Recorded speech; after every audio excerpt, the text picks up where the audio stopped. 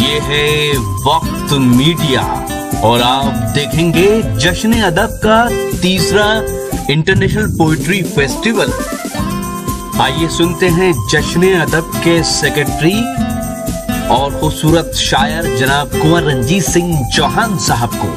ये प्रोग्राम आप तक ला रहे हैं जंगो बनाना। जी हां, जंगो बनाना आ गया दुनिया का पहला अंताक्षरी और गेम्स का ऐप। जी हां, आज ही गूगल प्ले स्टोर से जंगो बनाना डाउनलोड कीजिए और खेलिए अंताक्षरी दुनिया के किसी भी कोने से आपके अपनों के साथ और नए दोस्तों के साथ। अंताक्षरी के साथ आप गीत भी गुनगुना सकते हैं, रोमांटिक सेट, फनी शायरी का भी मजा ले सकते हैं, जोक्स का मजा भी ले सकते हैं और भी बहुत से गेम। आज ही डाउनलोड कीजिए जंगो बनाना। और क्योंकि हमारे दो शायर सिर्फ हिंदी में हैं, तजिंदर भाई हैं और उधर डॉक्टर साहब हैं, तो मैं वो कमी ज़रूर पूरी करूंगा। और मुझसे बहुत शिकायत की हैं डॉक्टर साहब ने, प्रोफेसर शकरधन ने, कि जो है आप वापस आइए। बहरहाल तो मैं एक कविता मैं उर्दू में मैं कुछ शेर आपकी खिदमत में हाजिर करता हूँ कि अगर मेरे एहसास पे यूं मुंसफी की जाएगी या खुदा फिर किस तरह से शायरी की जाएगी। अगर मेरे एहसास पे, देखिए यहां से आपको बड़े लोगों को सुनना है तो ये बताने की जरूरत नहीं कि आपको कैसे सुनना है। अगर मेरे एहसास पे यूं मुंसफी की जाएगी या खुदा फिर किस तरह से शायरी की जाएगी, तू तसव्वुर तो जरा कर ये तबाही इश्क की, तू तसव्वुर तो जरा कर ये तबाही इश्क की, तुझसे जीते जी कहां ये खुदकुशी की जाएगी। तू तसव्वुर तो जरा कर ये तबाही इश्क की, तुझसे जीते जी कहां ये खुदकुशी की जाएगी। जब समंदर सूख जाएगा किसी की याद में, जब समंदर सूख जाएगा किसी की याद में, तब किसी के आंसुओं से दिल लगी की जाएगी। तब किसी के आंसुओं से दिल लगी की जाएगी। चांद के आगोश में सूरज भी जब ढल जाएगा, चांद के आगोश में सूरज भी जब ढल जाएगा, फिर जला के दिल हमारा रोशनी की जाएगी। चांद के आगोश में सूरज भी जब ढल जाएगा, फिर जला के दिल हमारा रोशनी की जाएगी। दोस्तों से दोस्ती छोड़ो मियां रहने भी दो, दोस्तों से दोस्ती छोड़ो मियां रहने भी दो, अब फकत कुछ दुश्मनों से दुश्मनी की जाएगी। अब फकत कुछ दुश्मनों से दुश्मनी की जाएगी। और एक और गजल के 3-4 शेर, क्योंकि वो किशोर आपा यहाँ हैं और मैं जब ये यहाँ होती हैं तो ये लाजमी है कि ये गजल सुनाना है, क्योंकि इसके बगैर मगफिरत मुझे हासिल नहीं हो सकती। तो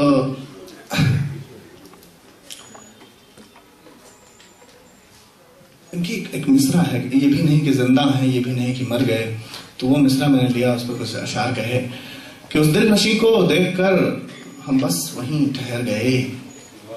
क्या बात है। उस दिल नशी को देखकर हम बस वहीं ठहर गए, ये भी नहीं कि जिंदा हैं, ये भी नहीं कि मर गए, ये भी नहीं कि जिंदा हैं, ये भी नहीं कि मर गए, जो रिंद तेरे दर के थे वो मैं कशी में मर गए। ये हमारा रोज का काम होता था। जो रिंद तेरे दर के थे बीमार हो गए, फिर उसके बाद वो मैं कशी में मर गए। वो लोग कोई और थे जो पी के अपने घर गए, वो लोग कोई और थे जो पी के अपने घर गए।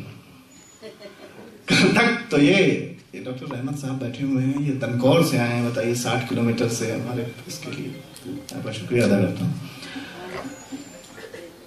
कल तक तो ये सवाल था कि हम हैं किसका आईना, कल तक तो ये सवाल था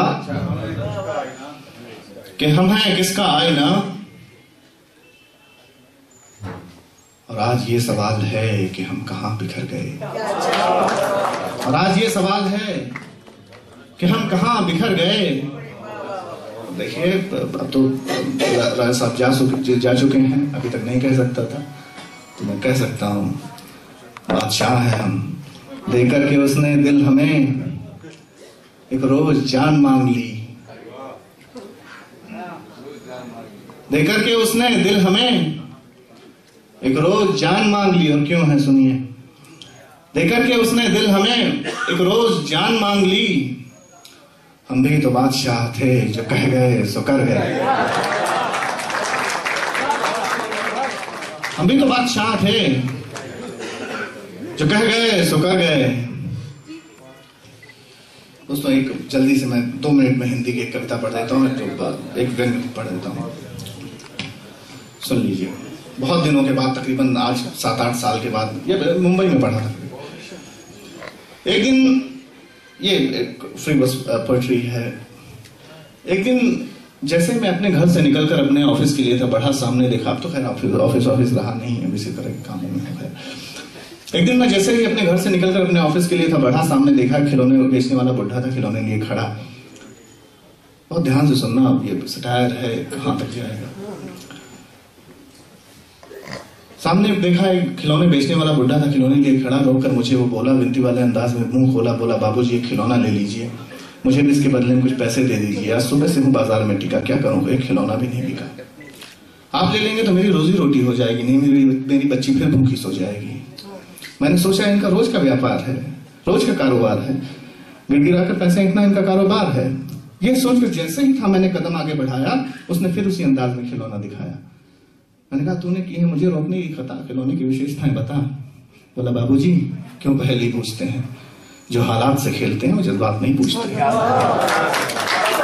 बाबूजी क्यों पहेली पूछते हैं, जो हालात से खेलते हैं जज्बात नहीं पूछते। आप पूछते हैं, बताता हूँ आपके लिए इन खिलौनों को महत्व सुनाता हूँ। खिलौने आपके बच्चों के चेहरों पर मुस्कुराहट लाएंगे, आपकी कार में रहकर आपकी कार की शोभा बढ़ाएंगे, जिंदगी के कई राजों से पर्दा उठाएंगे, आपके ड्राइंग रूम में रहकर आपका स्टेटस सिंबल भी दिखाएंगे। बोले, बाबूजी लेना हो ले लीजिए, नहीं मेरी बच्ची फिर भूखी सो जाएगी, मेरी उम्मीदें टूट जाएंगी, क्योंकि आपके लिए आपकी उम्मीदें। उन्होंने कहा कि लेना हो ले लीजिए बाबूजी, खिलौना ले लीजिए, नहीं मेरी बच्ची सो जाए। माफ कीजिएगा, भूल है, थोड़ा सा बहुत पुरानी कविता है। मेरी बच्ची फिर भूखी सो जाएगी, क्योंकि मेरी उम्मीद टूट जाएगी। मेरी उम्मीदें आपकी उम्मीदों से बहुत छोटी हैं। आपके लिए आपकी उम्मीदें बंगला और गाड़ी, तो मेरे लिए 2 वक्त की रोटी है। मैंने उससे खिलौना लिया, मेरा दिल मचल गया कुछ करने। अब देखिए उस खिलौने वाले का स्वाभिमान देखिए दोस्तों। मैंने कहा, तो यार खिलौने किसी और को बेच देना, मैं पैसे दिए देता हूँ, तेरी आज की रोटी का इंतजाम किए देता हूँ। इतना सुनकर उसके चेहरे का भाव बदला, वो बल्लियों उछला। उसने सोचा लगी है उसके स्वाभिमान पर चोट। उसने कहा, बाबूजी ना तो मैं भीख मांग रहा हूं, ना ही वोट। बाबूजी ना तो मैं भीख मांग रहा हूं, व्यंग तक पहुंचिए। बाबूजी ना तो मैं भीख मांग रहा हूं, ना ही वोट, क्योंकि मैं अपने अधिकारों की खाता हूं और इस अपने देश में बैसाखी कभी नहीं उठाता हूं। जो मिलता है उसी से पेट भरता हूं, कम से कम दूसरों का चारा अपने पेट में तो नहीं भरता। रात में सोता हूं, रोटी के सपने देखता हूं, कुर्सी के लिए देश तो नहीं बेचता हूं। बोला, बाबूजी लेना हो लीजिए, इन जज्बात से मत खेलिए। मैंने उससे खिलौना लिया, वो गया। तो मेरी समझ में आ रहा था, एक बात आ रही थी कि 100 में से 90 को कहा जाता है यहाँ बेईमान, और देश हमारा महान। क्यों है इस दुनिया में इतना सम्मान। तब मेरी समझ में एक पंक्ति आ रही थी, मिसरा आ रहा था, क्योंकि यहाँ भूखे पेटों से भी झलकता है स्वाभिमान। यहाँ भूखे, बहुत शुक्रिया। बड़ी इनायत। तो अब इसके बाद मैं मैशर साहब के शेर के साथ कि अब हवाएं खुद करेंगी रोशनी का फैसला, जिस दिए में जान होगी वो दिया रह जाएगा। मैं गुजारिश करता हूं मोनिका सिंह से कि वो तशरीफ लाएं और अपने कलाम से नवाज। तो ये था जश्न अदब का 3rd इंटरनेशनल पोइट्री फेस्टिवल। उम्मीद करता हूं ये आपको अच्छा लगा होगा। जश्न अदब वाकई अदब या साहित्य की खिदमत कर रहा है। हिंदुस्तान में ऐसे बहुत से लोग हैं जिनका मानना यह है कि अदब या साहित्य दम तोड़ रहा है, तो उनसे मेरी गुजारिश है कि कम से कम जश्न अदब के इन प्रोग्रामों को अटेंड करें या इंटरनेट पर देखें और वो फिर अपनी राय मुझे बताएं।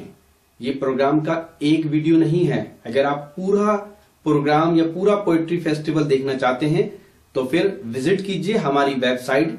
पता है www.mushairalive.com। जी हाँ, www.mushairalive.com पर आप लेटेस्ट मुशायरे देख सकते हैं, साथ ही ऑनलाइन मुशायरा भी सुन सकते हैं। जी हाँ, अगर आप फेसबुक पर हैं तो हमें फॉलो कर सकते हैं। पता है www.facebook.com/महफिल.मुशायरा।